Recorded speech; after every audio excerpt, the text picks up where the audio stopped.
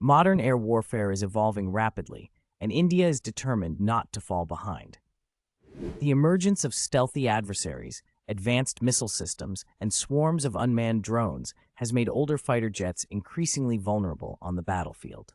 To address these challenges, India is pursuing a sixth-generation fighter jet program aimed at leapfrogging current technology.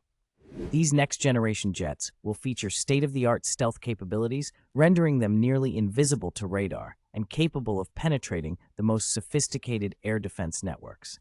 They will be equipped with powerful AI-driven systems that enable faster decision-making and enhanced situational awareness through advanced sensors.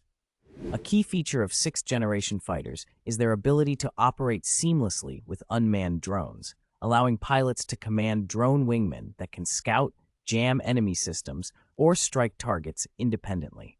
This manned-unmanned teaming is essential as drone warfare becomes increasingly dominant. With regional rivals heavily investing in similar technologies, India must ensure its air force remains prepared for future threats. The future of air combat demands continuous innovation, and India is committed to rising to this challenge with cutting-edge capabilities.